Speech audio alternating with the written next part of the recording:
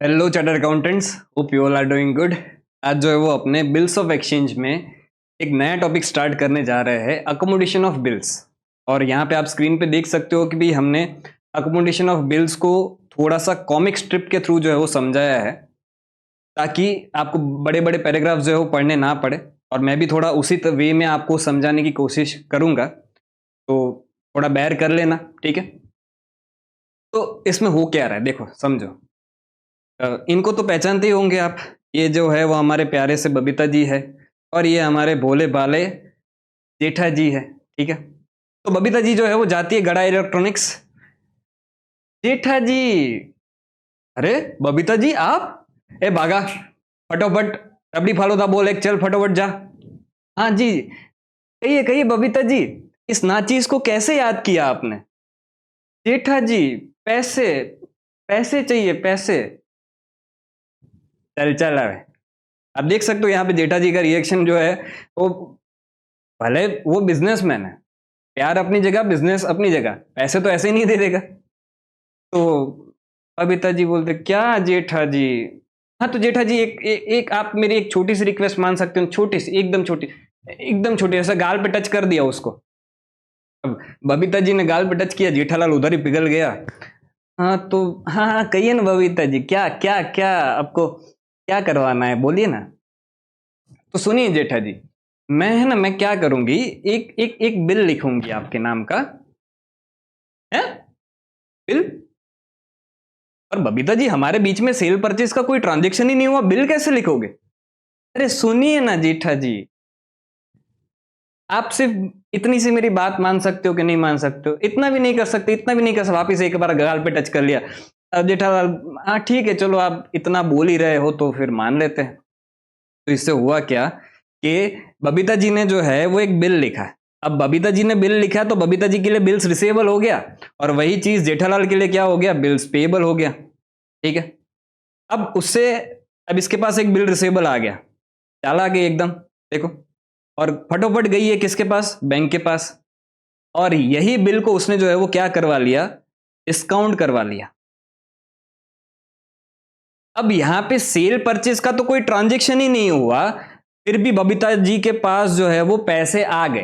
कैसे पैसे आ गए? तो उसने एक बिल लिख दिया जेठालाल के नाम का, और यही बिल जो है वो उसने डिस्काउंट करवा लिया किसके पास से, बैंक के पास से। अब लेट से ये बिल जो है वो 3 महीने का था, 3 महीने खत्म हुए, फिर बैंक जो है वो टाइम पे तो पैसे मांगने तो आएगी। तो बैंक जो है पहुंचती है गड़ा इलेक्ट्रॉनिक्स, और जेठा जी को बोलती है, जेठा जी आपके नाम का एक फड़फड़िया है, मतलब बिल है, आपको कुछ पैसे देने हमें। अजी शौक में है, हाँ याद तो आया उसको कि एक बिल मैंने एक्सेप्ट किया था प्यार प्यार में, बट अब जो है वो मेरे को ही भारी पड़ गया, चूना लगा गई बबीता जी। फिर वो तुरंत जो है बबीता जी को फोन करता है, पिताजी ये क्या किया आपने, ये मेरे नाम पे मेरे मेरे पास से पैसे मांगने आ रहे। अरे जेठा जी सुनिए सुनिए, हाँ हाँ मैं आपको पैसे भिजवा रही हूँ, आप वो पैसे जो है वो बैंक को दे देना। इससे हुआ क्या कि भाई बबीता जी ने जो है वो बैंक जेठा जी को पैसे भिजवाए, और वही पैसे जेठालाल ने जो है वो किसको दे दिए, बैंक को दे दिए। इससे हुआ क्या, ट्रांजेक्शन क्लोज हो गया। सेल परचेज का कोई भी ट्रांजेक्शन नहीं हुआ था, सिंपली इसने एक बिल लिखा 3 मंथ्स का, वो बिल जो है वो जेठा जी ने एक्सेप्ट किया। अब यही बिल जो है वो बबीता जी ने डिस्काउंट करवा लिया किसके पास से, बैंक के पास से।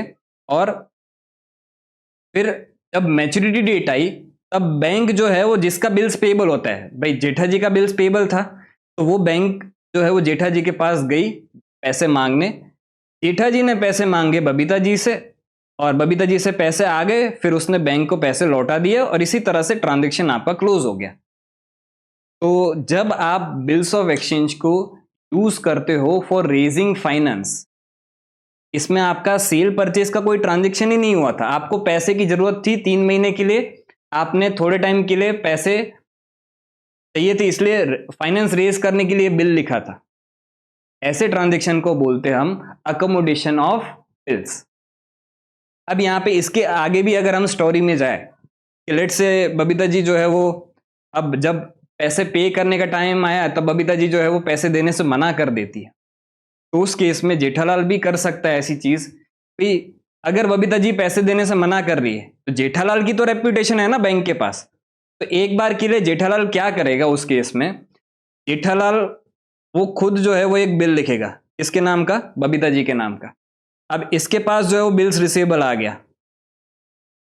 फिर ये बिल रिसीवेबल को वो डिस्काउंट करवाएगा, उससे वो पैसे आएंगे और वो पैसे वो जो है वो बैंक को दे सकता है, सॉरी। इस तरह से जो है वो ट्रांजेक्शन चलता रहता है। पर ये तो सब आगे की बात है, वो अपने जो है वो सम में डिटेल में समझेंगे। मुझे सिर्फ अभी आपको ये समझाना था कि भी बिल फॉर अकोमोडेशन जो है वो क्या होता है।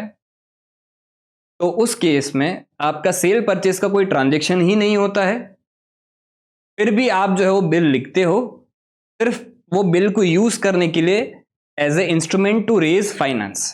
ठीक है, ओके। तो अब इसके सम्स पे चलते, तो सम में हमें ज्यादा पता चलेगा। ये टॉपिक तो हमने समझ लिया। क्वेश्चन नंबर 14 जो है वो हमारा बिल फॉर अकोमोडेशन वाला क्वेश्चन है, तो उसको समझते पहले अच्छे से। देखो यहाँ पे ना बहुत सारी चीजें, एक तो ये भारी भारी नाम यूज किए, जॉर्ज, फिर हैरी और ये जैक, ये 3 नाम यूज किए गए। इसमें बहुत सारे इंटर ट्रांजेक्शन होते जा रहे। हमें क्या करना है, हमें हैरी, जॉर्ज, जैक तीनों की बुक्स में जो है वो अकाउंटिंग करनी है। तो एक बार के लिए मैं सीधा पढ़ के आपको बता दूंगा तो आपको शायद समझ में नहीं आएगा। हम क्या करते हैं, हम एक एक ट्रांजेक्शन को रीड करते जाते हैं और जिसकी बुक्स में जो है वो हमें अकाउंटिंग करनी है उसकी बुक्स में अकाउंटिंग करते जाते हैं। 1 बाय 1 सारे ट्रांजेक्शन्स खत्म हो जाएंगे। ठीक है, पहले तो फॉर्मेट बना लेते हैं।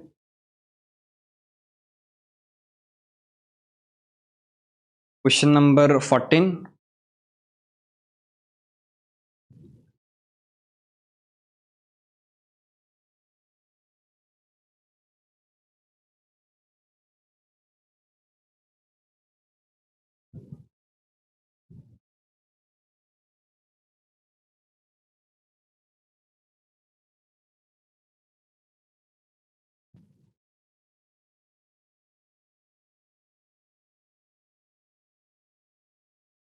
सबसे पहले हम एंट्री करेंगे in the books of George.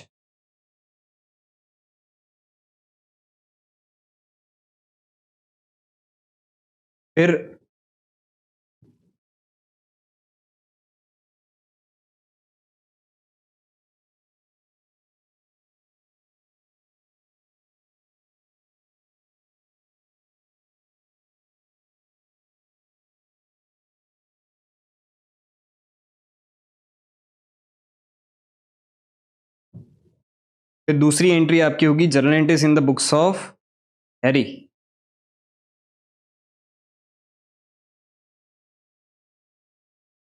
और तीसरा आपका होगा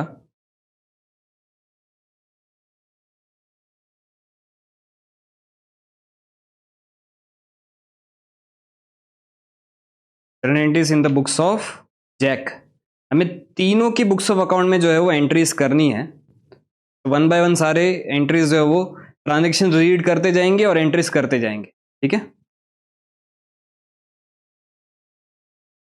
चलो सबसे पहले on 1 July 2022 George Drew A bill for ₹1,80,000 for 3 months on Harry. George जो है वो क्या कर रहा है, बिल ड्रॉ कर रहा है। एक ही सेकंड। अच्छा, जॉर्ज अगर बिल ड्रॉ कर रहा है तो जॉर्ज का क्या हो जाएगा, बिल्स रिसीवेबल हो जाएगा। और इस पे ड्रॉ कर रहा है, हैरी पे ड्रॉ कर रहा है, मतलब हैरी का क्या हो जाएगा, बिल्स पेएबल हो जाएगा। तो डेट आपकी 1 जुलाई 2022, तो यहां पे डेट डाल देते हैं 1 जुलाई 2022। जॉर्ज बिल ड्रॉ कर रहा है तो जॉर्ज का बिल्स रिसीवेबल अकाउंट डेबिट। और किसके नाम का बिल ड्रॉ कर रहा है, वो हैरी का नाम का बिल ड्रॉ कर रहा है। अमाउंट आपकी है कितनी, 1,80,000। और बिल जो लिखा जा रहा है वो 3 महीने का लिखा जा रहा है। अच्छा, इसकी एंट्री हैरी भी तो कुछ करेगा ना अपने बुक्स ऑफ अकाउंट में। तो 1/7/2022 को हैरी क्या एंट्री करेगा? जॉर्ज के लिए बिल रिसीवेबल, हैरी के लिए बिल्स पेबल हो जाएगा। तो ये एंट्री कर देगा सीधा George account debit to bills payable account 1,80,000। अब यहां पे इस ट्रांजेक्शन को समझना ध्यान से। सेल परचेज का कोई ट्रांजेक्शन नहीं हुआ, सीधा जो है वो इन दोनों ने बिल लिखा। तो जॉर्ज के बुक्स में जो है वो बिल रिसीवेबल आया, और ये बिल रिसीवेबल किसकी वजह से आया? हैरी की वजह से आया। मतलब ये बिल रिसीवेबल का कल को पैसा अगर देने का आया तो वो किसको देना पड़ेगा? हैरी को देना पड़ेगा। देखो आगे जो नॉर्मल सम्स थे उसमें पूरा लॉजिक अलग था। पहले आप जो है वो क्या करते थे, सेल्स करते थे कि भाई हैरी टू सेल्स, इस तरह से फिर हैरी यहां पे क्रेडिट होता था। ये पूरा लॉजिक से आपका जो है वो सम चलता था। पर तब तो सेल परचेज एक्चुअल में हो रहा था, यहां पे सेल परचेज नहीं हो रहा है। इसको एक असेट मिल रही है और ये असेट के सामने एक लायबिलिटी खड़ी हो रही है कि भी ये असेट का पैसा आपको जो है वो हैरी को कल को जाके देना पड़ सकता है। सेम चीज यहां पे भी हो रही है कि भाई इसको एक लायबिलिटी इसकी खड़ी हो रही है अभी, पर ये लायबिलिटी का पैसा जो है वो आपको सामने जॉर्ज से थोड़े टाइम बाद मिल जाएगा। क्लियर? ठीक है। अब इसके बाद क्या बोला गया है? Harry accepted the bills of exchange. ठीक है। George had purchase goods worth ₹1,81,000 from Jack. भाई जॉर्ज गुड्स परचेज कर रहा है जैक से 1,81,000 का। ठीक है। तो कौन सी डेट को परचेज कर रहा है? डेट हमें बोला नहीं गया है, तो यही डेट डाल देते इसकी। 1/7/2022 को जॉर्ज परचेज कर रहा है जैक से, तो एंट्री क्या करेगा? Purchase account debit to Jack account. ठीक है। और वो अमाउंट कितनी थी परचेज की? 1,81,000 थी। अब यहां पे ध्यान से समझना, जॉर्ज का परचेज जैक का क्या है? सेल से, तो जैक भी तो एंट्री करेगा। 1/7/2022 को जैक जो है वो सेल कर रहा है किसको? जॉर्ज को, टू सेल्स अकाउंट 1,81,000। क्लियर? फिर उसके बाद क्या हो रहा है? George endorsed Harry's acceptance to Jack in full settlement. देखो यहां पे समझना, जॉर्ज को जो है, जॉर्ज को पैसे देने थे किसको? जैक को।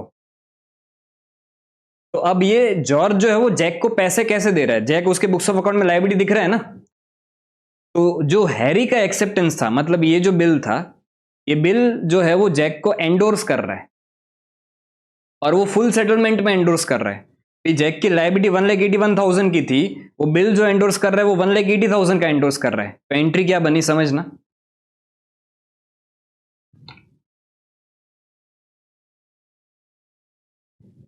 1/7/2022 जैक की लायबिलिटी जो है वो जॉर्ज खत्म कर रहा है, तो जैक अकाउंट डेबिट टू क्या दे रहा है? वो बिल रिसीवेबल दे रहा है। अच्छा, लायबिलिटी कितने की खत्म हुई? 1,81,000 की। बिल कितने का गया? 1,80,000 का। तो बाकी का हमें क्या मिला? बाकी का हमें मिला discount to discount received account. कितना? 1,000। अच्छा, ये बिल किसको मिला? जैक को मिला। तो यहां पे जैक भी तो एंट्री करेगा 1/7/2022 को। फिर जॉर्ज से पैसे लेने थे, पर जॉर्ज से कैश नहीं मिल रहा है, उसके बदले उसको क्या मिल रहा है? बीआर मिल रहा है। अच्छा, बीआर कितने का मिल रहा है? 1,80,000 का मिल रहा है। लेकिन जॉर्ज जो डेटर हमारा खत्म हो रहा है, असेट हमारी खत्म हो रही है, वो तो 1,81 से खत्म हो रही है ना। तो 1,000 जैक के लिए क्या हो जाएगा? डिस्काउंट का खर्चा हो जाएगा। तो यहां पे डिस्काउंट अकाउंट को ये डेबिट कर देगा, सिंपल। उसके बाद क्या हो रहा है? On 1st September 2022 Jack purchase goods worth rupees 1,90,000 from Harry. Jack जो है वो हैरी से परचेस कर रहा है 1,90,000 का। जैक परचेस कर रहा है, डेट है आपकी 1st September 2022। तो ये परचेज अकाउंट को डेबिट करेगा, परचेज अकाउंट डेबिट। और ये किससे परचेस कर रहा है? तो ये परचेस कर रहा है हैरी से। कितने का परचेस कर रहा है? तो ये 1,90,000 का गुड्स जो है वो परचेस कर रहा है। अब जैक परचेस कर रहा है तो हैरी सेल्स कर रहा है, तो हैरी की बुक्स में भी हमें एंट्री तो करनी पड़ेगी। 1/9/2022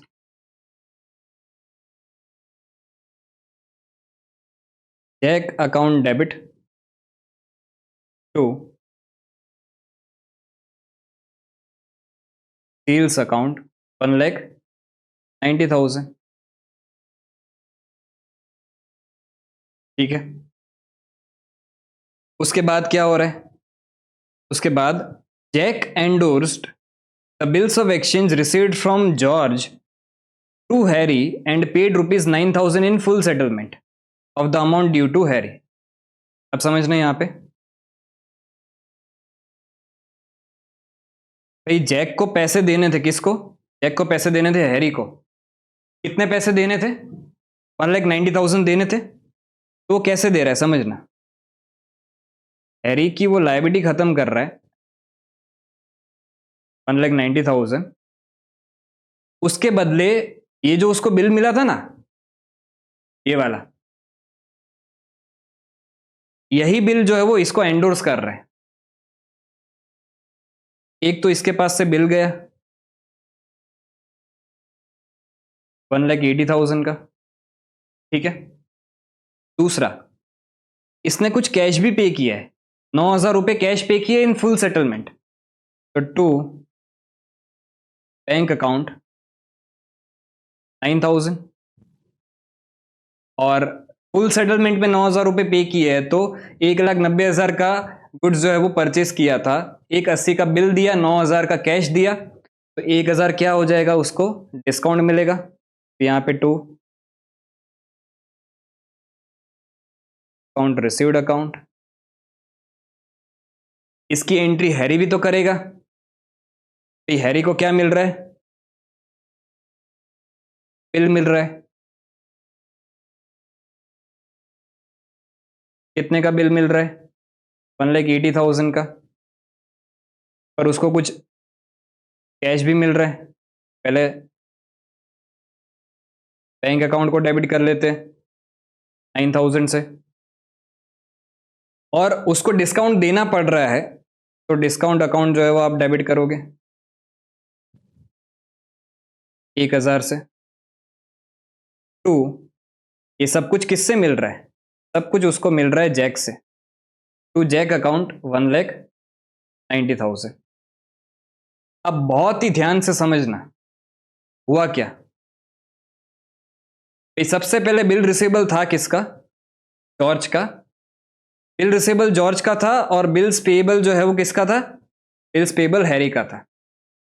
अब ये बिल रिसीवेबल जो जॉर्ज का था, अगर मैं यहां पे कहीं पे डायग्राम ड्रॉ करूं,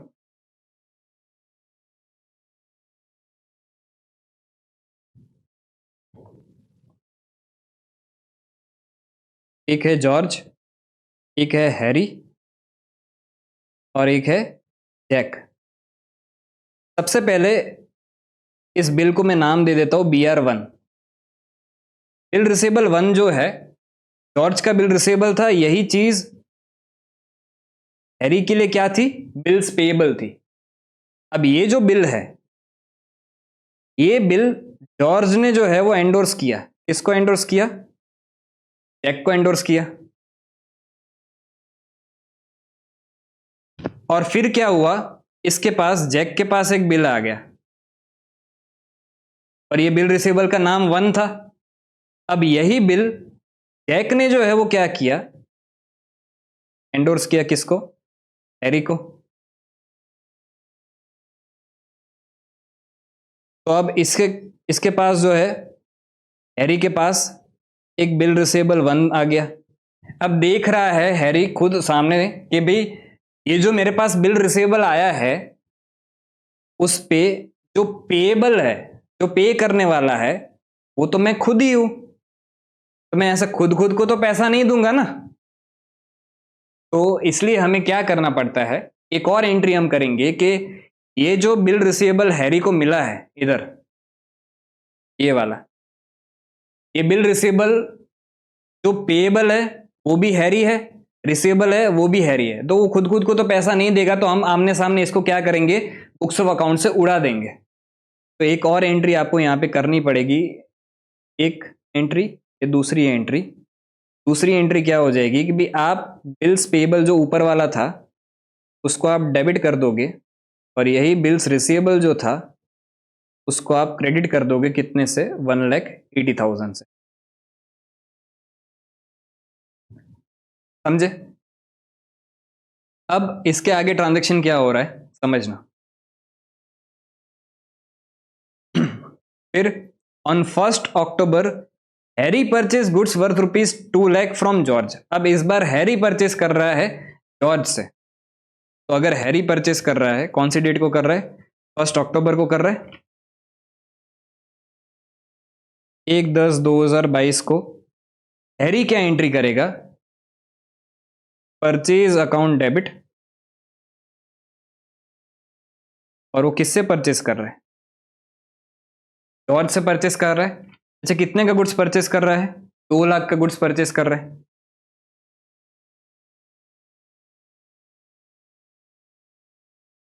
अब यही चीज कौन बेच रहा है, जॉर्ज बेच रहा है, तो जॉर्ज भी तो एंट्री करेगा। जॉर्ज क्या एंट्री करेगा,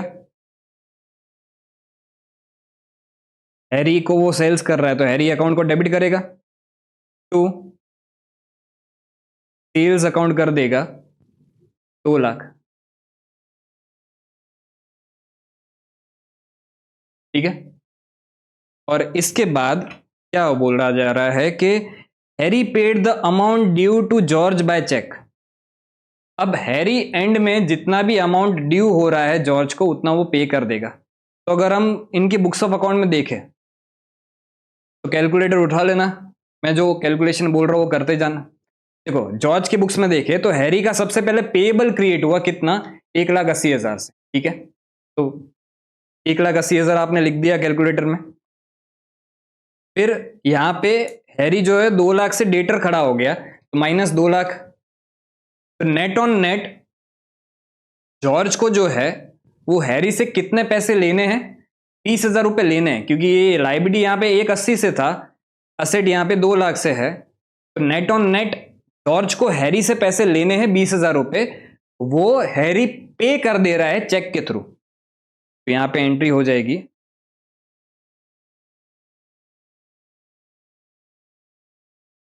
bank account debit to Harry account 20,000। Sir कैसे आया, तो 2 लाख आपका पेएबल था, उसमें से 1,80,000 आपका रिसीवेबल माइनस, सॉरी 2 लाख आपका रिसीवेबल था, उसमें से 1,80,000 आपका पेएबल माइनस कर दो। अब यही चीज की एंट्री हैरी भी तो करेगा क्योंकि वो पे कर रहा है। 1/10/2022 को वो जो पे कर रहा है उसकी एंट्री क्या करेगा, George account debit to bank account 20,000। Clear? इससे हुआ क्या, सारे ही ट्रांजेक्शन्स आपके क्लोज हो गए तीनों की बुक्स में। तो इसमें सिंपली हमें एंट्रीज में कुछ अलग नहीं समझना है। सेल की एंट्री क्या होती है सबको पता है, परचेज की एंट्री क्या होती है सबको पता है, बिल लिखने की, बिल एक्सेप्ट करने की, बिल पे करने की एंट्रीज क्या होती है वो भी सबको पता है, एंडोर्स करने की एंट्री क्या होती है वो भी सबको पता है। ये एंट्रीज में कुछ अलग नहीं हो रहा है। बस फर्क यहां पे ये है कि भाई सेल परचेज बाद में हो रहा है, पहले बिल लिखे जा रहे हैं। क्लियर? ठीक है, तो इस तरह से हमारा जो है वो तीनों की बुक्स ऑफ अकाउंट में एंट्रीज हो गई। तो ये वाला सम भी आपका यहाँ पे कंप्लीट होता है। अब चलते नेक्स्ट सम पे, क्वेश्चन नंबर 15। क्वेश्चन नंबर 15 भी बहुत अच्छा क्वेश्चन है, पूरा ध्यान से पहले एक बार पढ़ लेते, फिर जो है वो इसको सॉल्व कर लेंगे। X draws on Y a bill of exchange for rupees 30,000 on 1st April 2022 for 3 months। X जो है वो बिल ड्रॉ कर रहा है Y को, फिर Y accepts the bill and send it to X who get it discounted for rupees 28,800। ठीक है, X immediately remits rupees 9600 to Y on due date। X being unable to remit the amount due accepts a bill for rupees 42,000 for 3 months which is discounted by Y for 40,110। Y sends rupees 6740 to X before the maturity of the bill। X become bankrupt, his estate paying 50 पैसा in a rupee, give journal entries in the books of X and Y। Sir क्या बोले, क्या कुछ समझ में नहीं आया। ये ऐसे क्वेश्चन को आपको एक एक चीज को सॉल्व करते जाना है बस। इसमें पूरा क्वेश्चन एक साथ समझने जाओगे तो थोड़ा मुश्किल हो जाता है, तो एक एक चीज को समझते जाओ, एंट्रीज करते जाओ। अब हमें एक्स एंड वाई दोनों के बुक्स में जो है वो अकाउंटिंग करनी है, तो अब दो के बुक्स में अकाउंटिंग करनी है, तो मैं क्या करूंगा,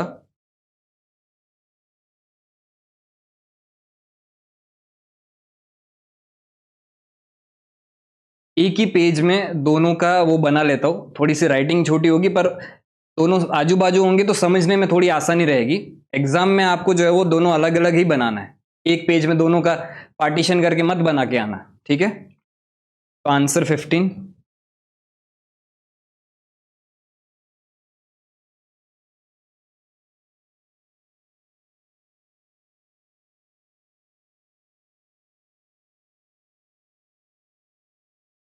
journal entries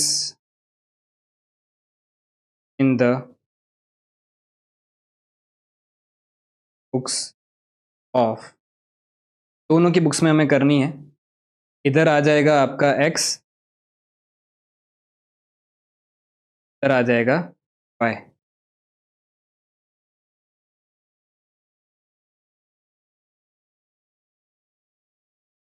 ठीक है,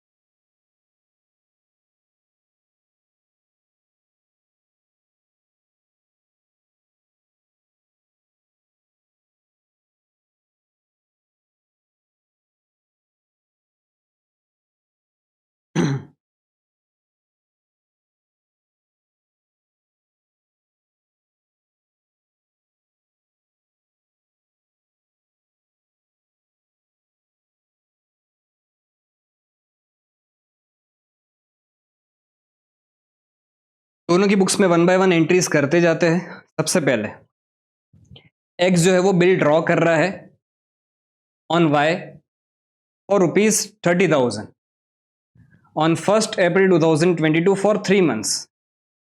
1st April 2022 डेट डाल देते, 1/4/2022, 1/4/2022। x जो है वो बिल को ड्रॉ कर रहा है, तो उस केस में x के लिए क्या हो जाएगा, बिल्स रिसीवेबल। तो ये बिल रिसीवेबल अकाउंट को डेबिट करेगा, और ये कौन एक्सेप्ट कर रहा है, y एक्सेप्ट कर रहा है। तो अमाउंट है आपका 30,000,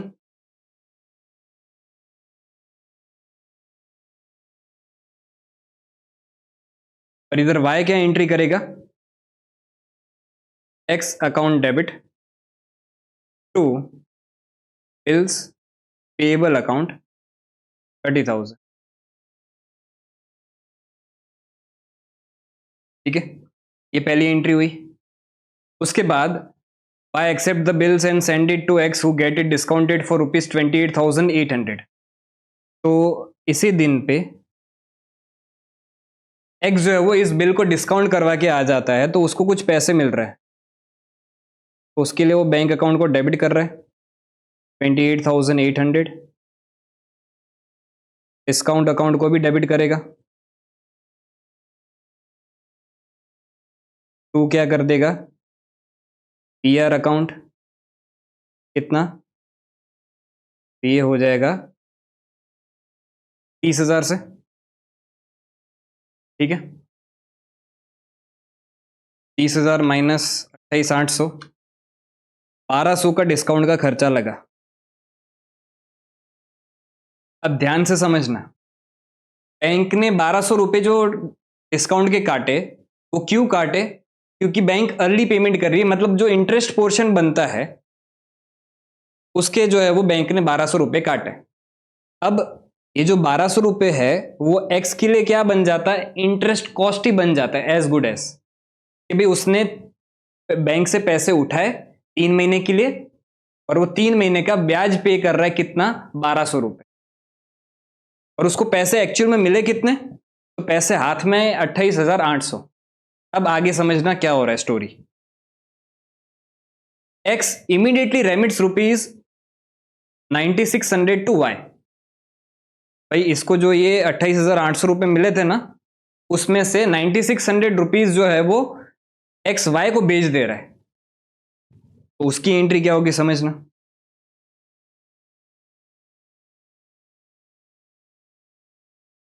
भाई वाई को पैसे हम दे रहे हैं तो वाई की लायबिलिटी खत्म हो रही है ना, तो वाई अकाउंट तो डेबिट कर देंगे। तो पैसे कितने दे रहे हैं, पैसे दे रहे हैं 9600, लेकिन यहां पे ध्यान से समझना, एक्स को 1200 रुपये का इंटरेस्ट कॉस्ट लग रहा है क्योंकि उसने 28,800 रुपये बैंक से उठाए, बरोबर। अब क्या ये पूरे पूरे 28,800 रुपये एक्स यूज कर रहा है, अकेला यूज कर रहा है क्या, नहीं बेटा, ये 28,800 में से 9600 तो एक्स भेज रहा है किसको, वाई को, इमीडिएटली। मतलब ये 28,800 पे 1200 का इंटरेस्ट कॉस्ट लगा है और उसमें से 9,600 तो वो वाई को तुरंत भेज दे रहा है। तो सिर्फ वो पैसा नहीं भेजेगा, एक्स क्या बोलेगा कि भाई मुझे अगर 28,800 पूरे यूज करने मिलते तो 1200 का खर्चा मैं पूरा भुगत लेता, पूरा मैं बेयर कर लेता, लेकिन कुछ पैसा तो तू भी तो यूज कर रहा है ना, तो पूरा पूरा इंटरेस्ट कॉस्ट 1200 का मैं क्यों भुगतू, भाई तू भी थोड़ा लेता जा।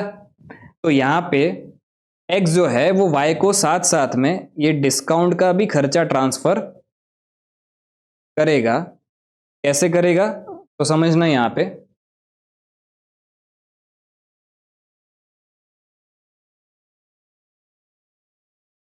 28,800 पे आपका खर्चा लगा था कितना, 1200 रुपये, तो आप भेज कितने रहे हो, 9,600। तो 9,600 पे कितना खर्चा आपको ट्रांसफर करना बनता है, तो खर्चा आपका ट्रांसफर हो जाएगा 1200 इंटू 9,600 डिवाइड बाई 28,800, 400 रुपये। तो यहां पे 10,000 से वाई जो है वो क्या हो जाएगा, डेबिट हो जाएगा। अब मैं सिर्फ आपको एक छोटी सी कैलकुलेशन एक बता रहा हूं कि पहले हमारे मतलब एक्स के बुक्स ऑफ अकाउंट में पहले 30,000 से वाई जो है वो लायबिलिटी बोल रहा था। अब ये लायबिलिटी खत्म हुई, कितने से खत्म हुई, 10,000 से। तो अभी के लिए टेम्पररी मैं यहां पे ऊपर लिख देता हूं कि भाई 30,000 की लायबिलिटी थी, 10,000 अभी दे दिए, तो अब लायबिलिटी बची कितने की, 20,000 की, ठीक है।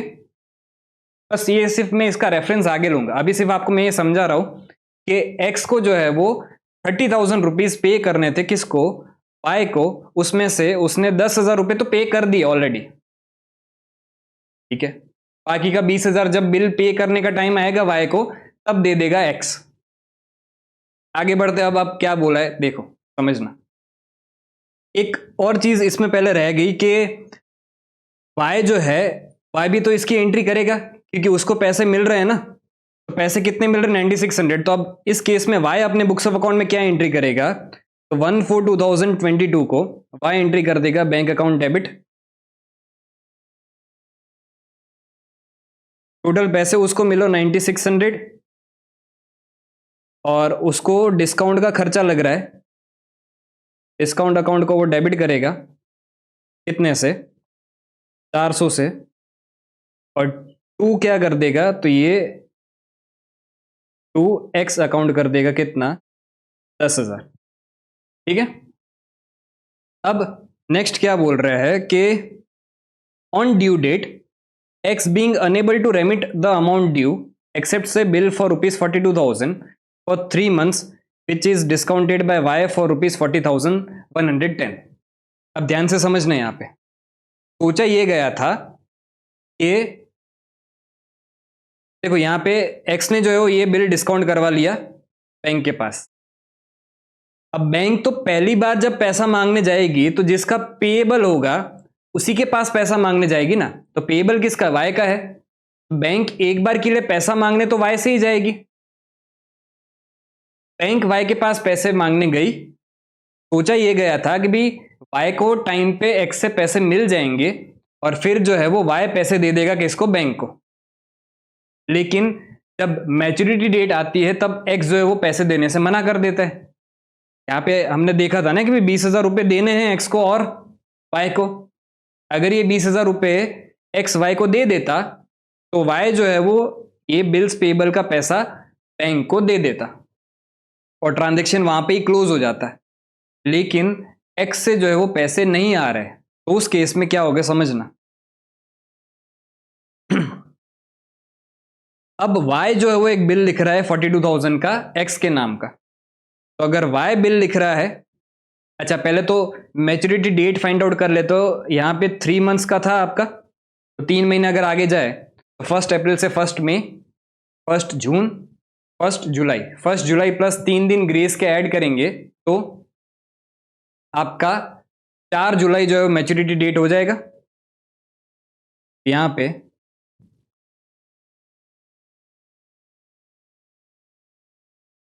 4 जुलाई को बैंक जब वाई से पैसे मांगने आ रही है, वाई जो है वो एक्स से पैसे मांग रहा है पर एक्स तो पैसे देने से मना कर रहा है। अब वाई क्या कर रहा है, अब वाई खुद एक बिल लिख रहा है, तो ये BR अकाउंट को डेबिट करेगा। अच्छा किसके नाम का बिल लिख रहा है, ये बिल लिख रहा है एक्स के नाम का। कितने का बिल लिख रहा है, तो 42,000 का बिल लिख रहा है। और अगर ये बिल वाई के लिए बिल रिसीवेबल है तो एक्स के लिए क्या हो जाएगा, बिल्स पेएबल हो जाएगा। तो 4/7/2022 को एक्स क्या एंट्री करेगा,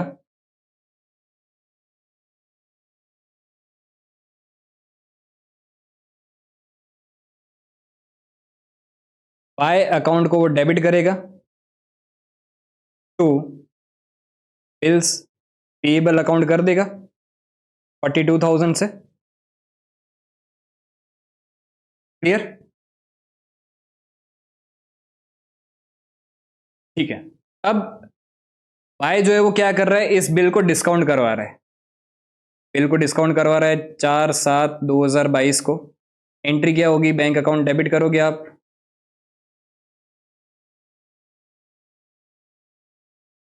डिस्काउंट अकाउंट भी डेबिट करोगे।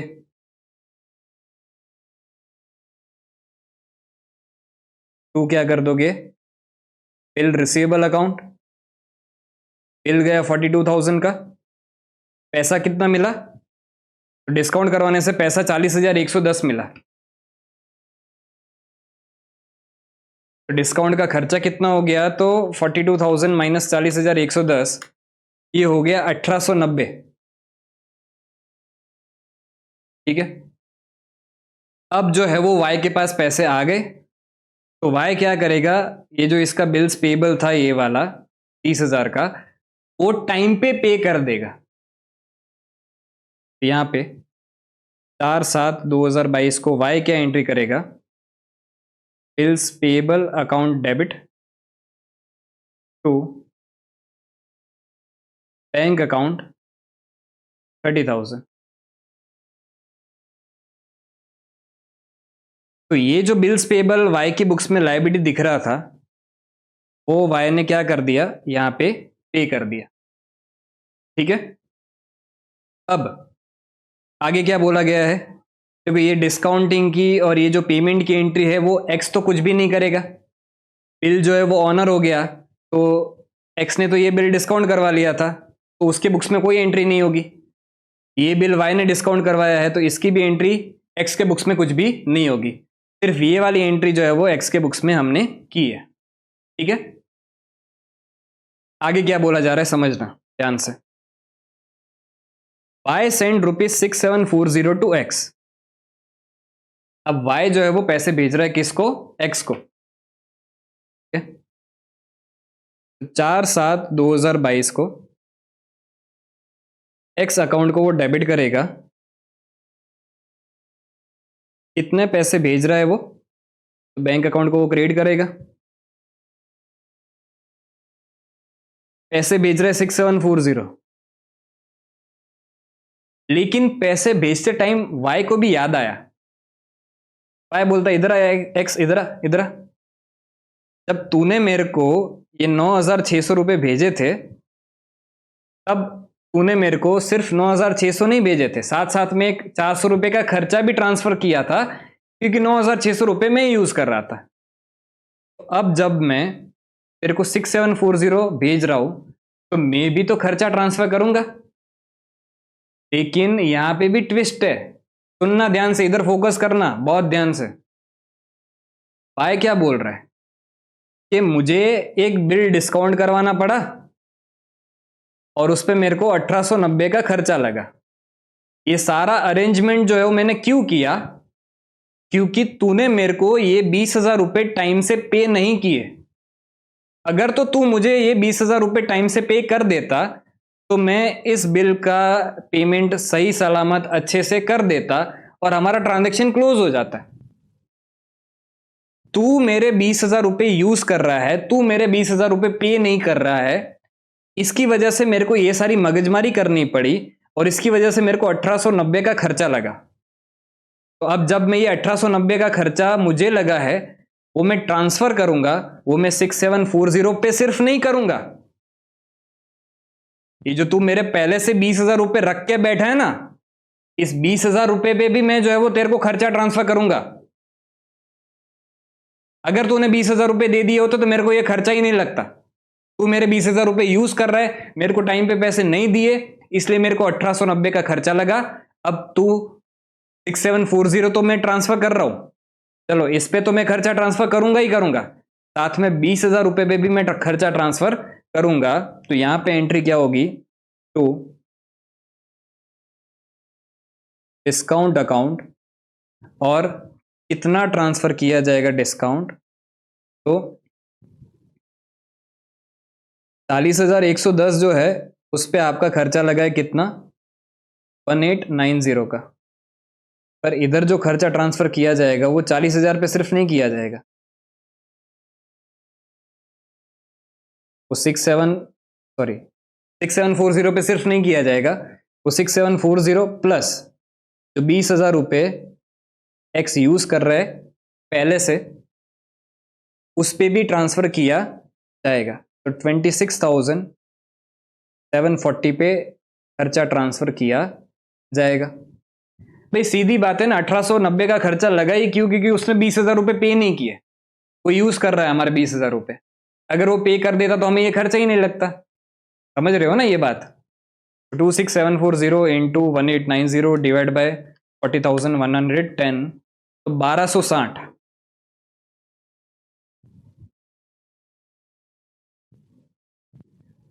तो 6,740 प्लस 1260, ये हो जाता है आपका 8,000। क्लियर? अब इसकी एंट्री तो एक्स करेगा ना कुछ, तो 4/7/2022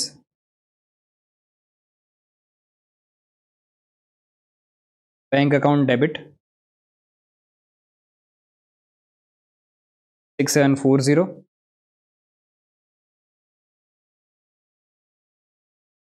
discount account debit 1260 to bye account 8,000। Clear? I hope आपको ये 20,000 हमने क्यों लिया वो अच्छे से क्लियर हो गया होगा। ना हुआ हो तो अभी वापस एक बार रिवाइंड करके चेक कर लेना, सुन लेना। अब इसके बाद क्या हो रहा है? Before the maturity of the bill x become bankrupt, is state paying 50 पैसा in a rupee, give general entries. ये एक्स का जो है ये बिल्स पेबल था ना 42,000 का, उसकी मैच्योरिटी डेट आती है उससे पहले ही एक्स भाई जो है वो बैंकक्रप्ट हो जाते हैं, नादारी जाहिर कर देते हैं। तो अगर बैंकक्रप्ट हो रहे हैं तो ये बिल तो डिसोनर हो गया, तो हमें यहाँ पे पहले डिसोनर की एंट्री करनी पड़ेगी।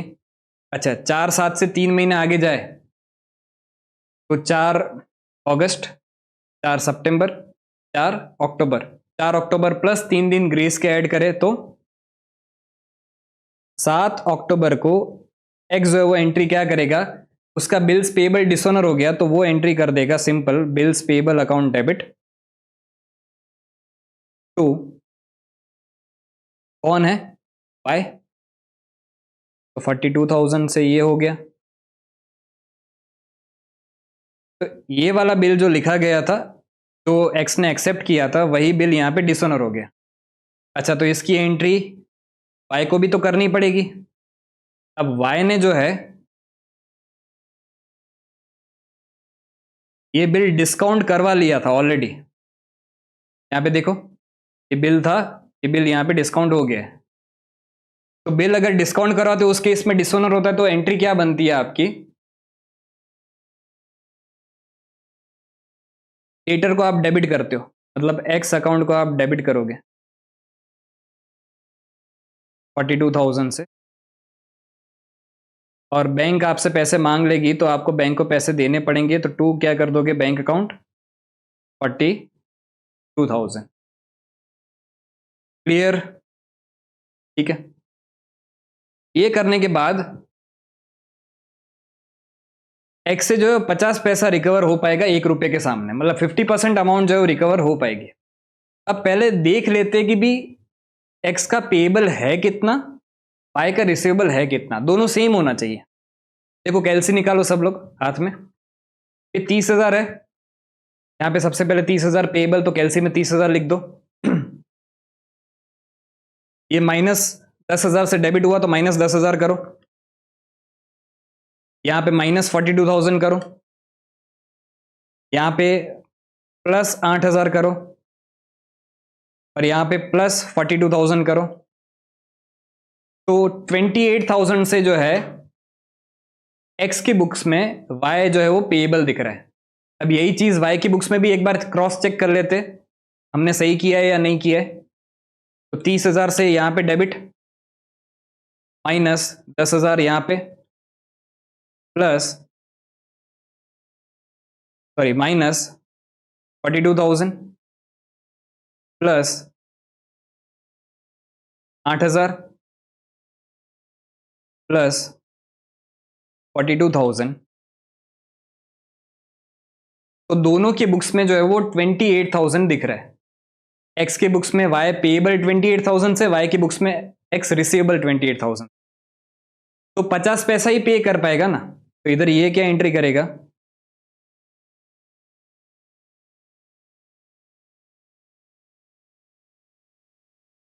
Bank account debit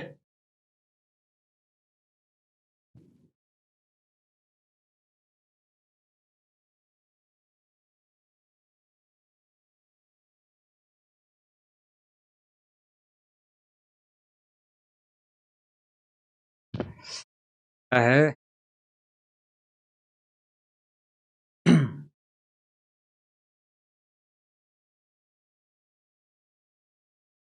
bank account कितने से डेबिट होगा, 28,000 इंटू 50%, ये हो गया आपका 14,000।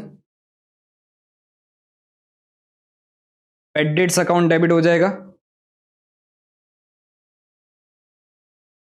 ये भी कितने से, 14,000 से, टू एक्स अकाउंट,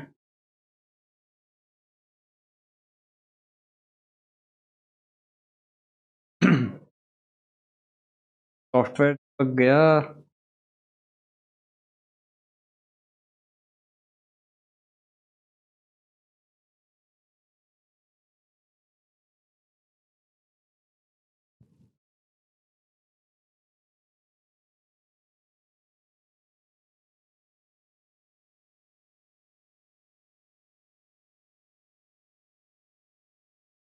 चलो हो गया, चलो। तो यहाँ पे 2x अकाउंट आप कर दोगे, कितना? 28,000।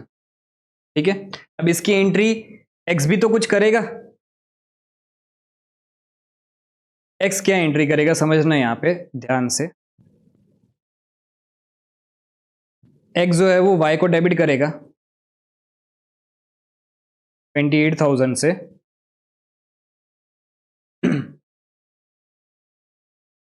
तो बैंक अकाउंट कर देगा 14,000। और ये क्या वर्ड यूज करेगा, फर्स्ट लेक्चर में सबसे पहले समझाया था।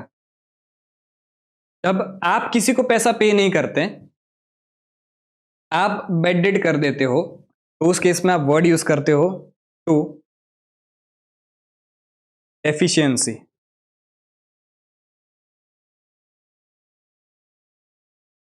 ये वर्ड याद रखना, एफिशिएंसी। तो इस तरह से जो है वो दोनों की बुक्स ऑफ अकाउंट में अकाउंटिंग होगी। सिर्फ ये वाला एक पॉइंट जो है वो अच्छा था, बाकी तो नॉर्मल सारी अकाउंटिंग थी। ये वाले पॉइंट को समझ गए तो बाकी सारा सिंपल ही था। क्लियर? अब इसके जैसा ही एक और सम हमारा है जिसको हमें करना है। क्वेश्चन नंबर 16, एक ही सम हमारा बाकी है, उसको कंप्लीट कर लेते हैं। अब क्वेश्चन नंबर 16 वैसे देखने जाए एग्जैक्ट सेम है, बस हमें ये सिर्फ एक ही बुक्स ऑफ अकाउंट में करना है, एक्स की बुक्स ऑफ अकाउंट। ठीक है, समझ लेते पूरा।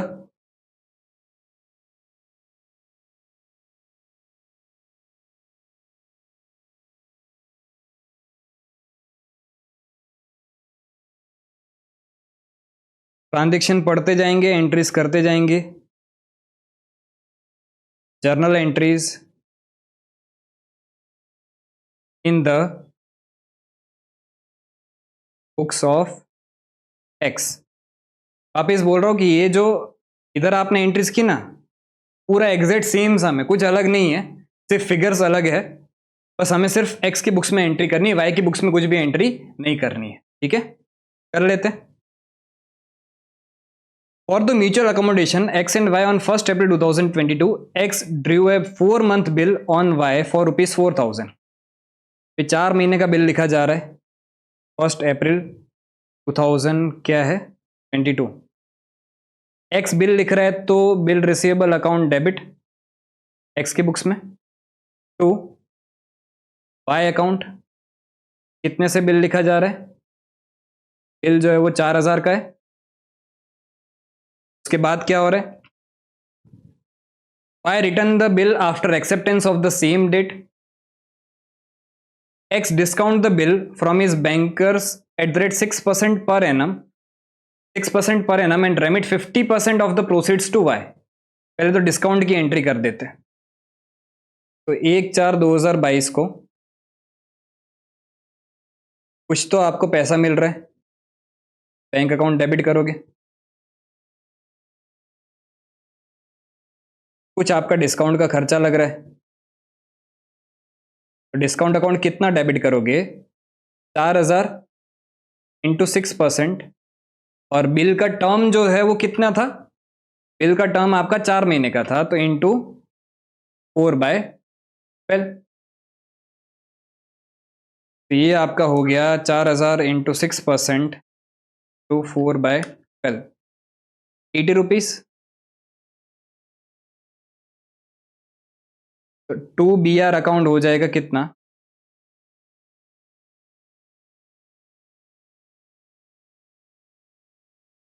4,000। और पैसे कितने मिले, 3920। ठीक है, उसके बाद 50% जो है प्रोसीड्स वो रेमिट कर दे रहा है वाई को, मतलब उसको जितना भी प्रोसीड्स मिला, प्रोसीड्स मतलब पैसा कितना मिला, 3920 मिला। तो ये 3920 जो है वो उसका 50% रेमिट कर रहा है वाई को, वाई को भेज रहा है 1/4/2022 को। एंट्री क्या हो जाएगी,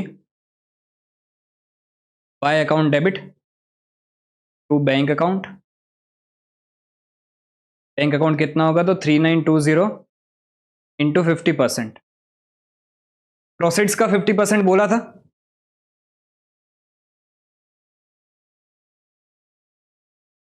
ये हो गया 1960। अब यहाँ पे ध्यान रखना, सिर्फ पैसा नहीं भेजेगा, साथ साथ में डिस्काउंट भी भेजेगा। तो टू डिस्काउंट अकाउंट, डिस्काउंट का खर्चा भी लेता हुआ जाएगा ना वो, 80 × 50%, 40। इधर वाई जो है वो डेबिट कितने से हुआ, 2000 से। 1960 प्लस 40, 2000। इसके बाद on the due date X is unable to send amount due and therefore Y draws a bill for 7000। अब देखो, वो 50% पैसा भेज रहा है, तो 50% लाइबिलिटी तो यहाँ पे आपकी जो है वो 4000 की पहले लाइबिलिटी थी, 4000 की लाइबिलिटी थी, वो उसमें से 2000 की लाइबिलिटी तो खत्म हो गई, लेकिन 2000 पैसा और भेजना था ड्यू डेट पे, पर वो नहीं भेज रहा है, ठीक है। लेकिन वाई जो है अब क्या कर रहा है, वाई एक बिल लिख रहा है, जैसे इस सम में था ना, इधर इसने 42,000 का एक बिल लिखा, वैसे यहाँ पे वाई जो एक बिल लिख रहा है उसको एक्सेप्ट कौन कर रहा है, एक्स। तो हमें एक्स के बुक्स में तो क्या करना पड़ेगा, एक्सेप्ट करने की एंट्री करनी पड़ेगी। अच्छा, बिल डिसोनर नहीं हो रहा है, तो इधर कोई डिसोनर की एंट्री नहीं होगी। यहाँ पे बिल आपका आया, वो आपने डिस्काउंट करवा दिया, आपका काम खत्म, बिल ऑनर हो जाएगा। पर ऑनर होने से पहले वाई कुछ बिल लिख रहा है, अब वो जो वाई बिल लिख रहा है उसको हमें एक्सेप्ट करना पड़ेगा। यहाँ पे ड्यू डेट पहले तो कैलकुलेट करते, 1 अप्रैल से 4 महीना आगे जाएंगे तो 1 मई, 1 जून, 1 जुलाई, 1 अगस्त, 1 अगस्त प्लस 4 दिन ग्रेस, 3 दिन ग्रेस के ऐड करेंगे तो 4 अगस्त।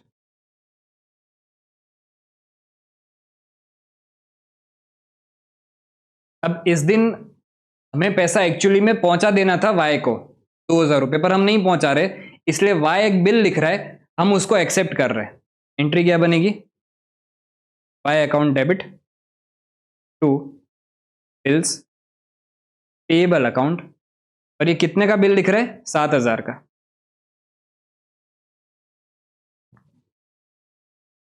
ठीक है। अब इसके बाद समझना, वाई जो है वो इसको डिस्काउंट करवाता है 6600 रुपीज में, और उसमें से हमें वो 1300 रुपये भेज रहा है। वाई ने उधर क्या क्या ट्रांजेक्शन किया होगा, ये सेम एग्जिट इसके जैसा ही है कि भाई वाई ने बिल लिखा, वाई ने बिल लिखा, वाई ने बिल को डिस्काउंट करवाया, फिर उसका ये जो बिल्स पेएबल था उसको यहाँ पे वाई ने चुका दिया, और उसके बाद वो कुछ पैसे जो है वो हमें भेज रहा है, एक्स को भेज रहा है। सेम यहाँ पे भी वही ट्रांजेक्शन हो रहे हैं, बस हमें एक्स की बुक्स में करना है, वाई की बुक्स में नहीं करना है, इसलिए वो रिकॉर्ड नहीं कर रहा हूँ मैं। तो वाई ने उधर बिल डिस्काउंट करवाया 7000 का, वाई को पैसे मिले कितने, 6600, तो भाई वाई को खर्चा कितना लगा होगा, तो 7000 माइनस 6600, वाई को खर्चा लगा होगा 400 रुपये का, ठीक है। अब वाई ने ये जो पुराना बिल था 4000 का, उसने वाई ने पे कर दिया होगा, ठीक है। उसके बाद वाई हमें जो है वो 1300 रुपये भेज रहा है। तो अब यहां पे समझना कि क्या होगी, 4/8/2022 को वाई से हमें कुछ पैसे आ रहे हैं, बैंक अकाउंट डेबिट, पैसे कितने आ रहे, 1300 रुपये आ रहे, लेकिन इधर 1300 रुपीज़ में वो साथ साथ में हमें डिस्काउंट भी भेजेगा, क्योंकि हमने जब उसको पैसे भेजे थे 3920 में से 2000 रुपये, तब हमने 1960 के साथ साथ 40 रुपये का जो है वो डिस्काउंट भी भेजा था। अब अगर वो हमें पैसे भेज रहा है तो ऑब्वियस बात है वो भी तो हमें डिस्काउंट भेजेगा, लेकिन वो हमें डिस्काउंट कितना भेजेगा ये समझना चीज़ ध्यान से।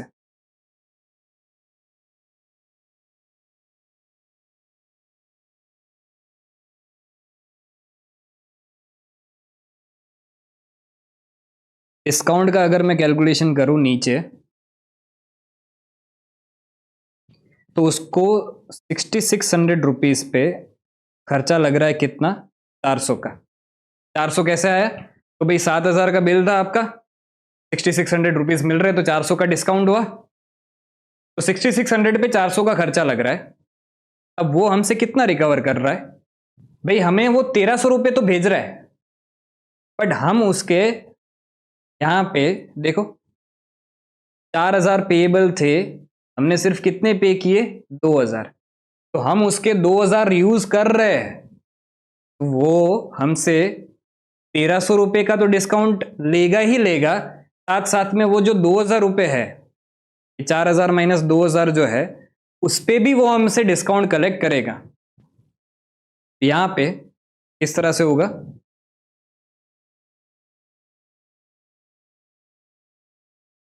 1300 प्लस 2000, तो ये आपका हो गया टोटल कितना?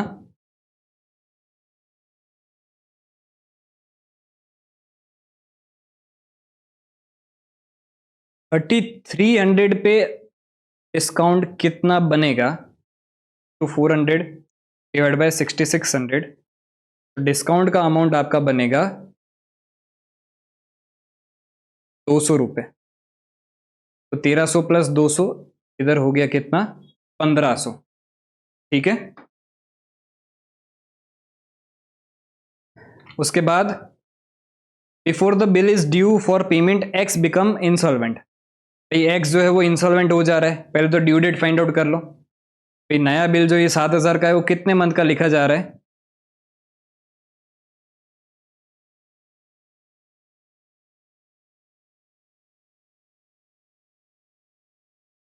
अच्छा, बिल कितने मंथ का लिखा जा रहा है वो हमें इंफॉर्मेशन नहीं दी गई है, तो अब हम यहाँ पे डेट्स तो नहीं लिख पाएंगे।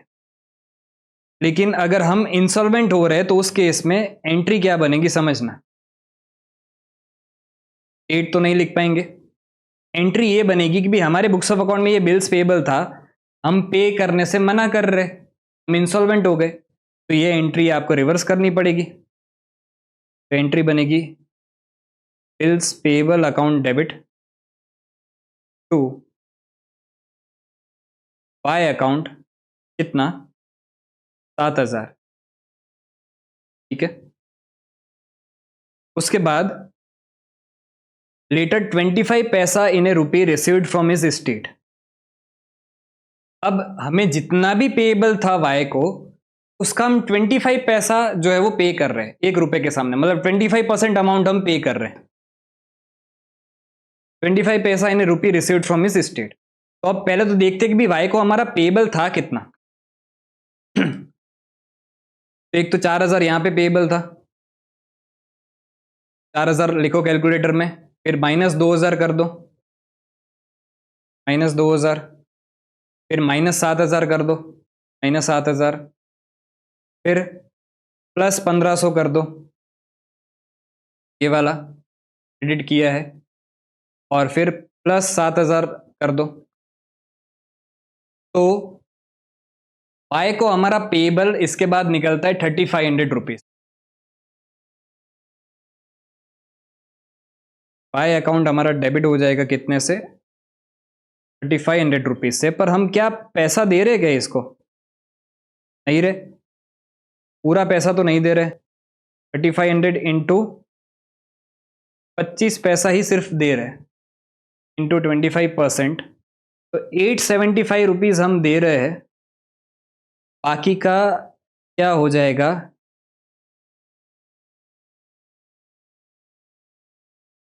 एफिशिएंसी